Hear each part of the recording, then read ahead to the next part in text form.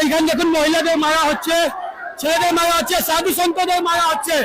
আমি বুঝতে পারছি না বাংলাদেশ না পশ্চিমবঙ্গ, বুঝতে পারছি না বাংলাদেশে হিন্দুদের মারা হচ্ছে, পশ্চিমবঙ্গে হিন্দুদের মারা হচ্ছে, বুঝতে পারছি না বাংলাদেশে হিন্দুদের মারা হচ্ছে, পশ্চিমবঙ্গে হিন্দুদের মারা হচ্ছে।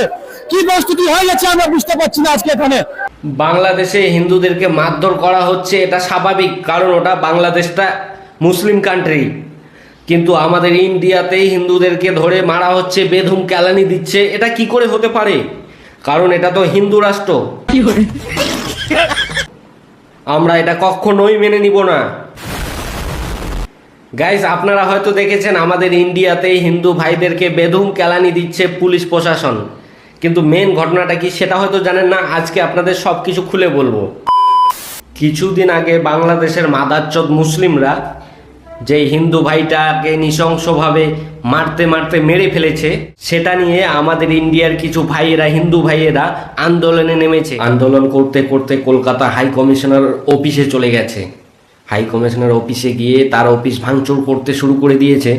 সেখানে আইনের কাজ আইনজীবীরা করেছে, প্রশাসন তাদেরকে বাধা দিয়েছে, তাদের আটকানোর চেষ্টা করেছে। যখন আটকাতে পারেনি তখন তারা লাঠি চার্জ শুরু করে দিয়েছে, হিন্দু ভাইদের বেদম মারধর শুরু করে দিয়েছে। এটা নিয়ে সোশ্যাল মিডিয়ায় খুবই হই হাল্লা হচ্ছে।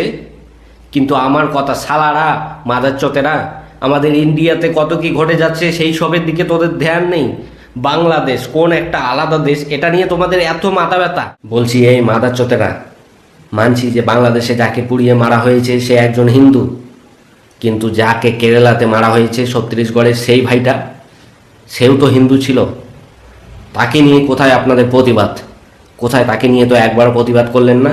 বাংলাদেশ সেটা একটা আলাদা কান্ট্রি, সেটা মুসলিম মেরেছে, এই জন্যই দোষ হয়েছে। আর কেরালাতে যে ছত্তিশগড়ের ভাইটাকে হিন্দুরাই মারল, সেটা নিয়ে প্রতিবাদ করুন। বোকাচো তারা। কিছুদিন আগে একটা মুসলিম ছেলেকে জোর করে জয় শ্রীরাম বলতে বলা হতো, সে জয় শ্রীরাম বলল, তারপরেও তাকে মারতে মারতে মেরে ফেললো। এইসব নিউজ কোথায়? বাংলার যে গদি মিডিয়ারা, তারা এইসব নিউজ আবার চেপে রাখবে, এইসব নিউজ তুলে ধরবে না মানুষের কাছে।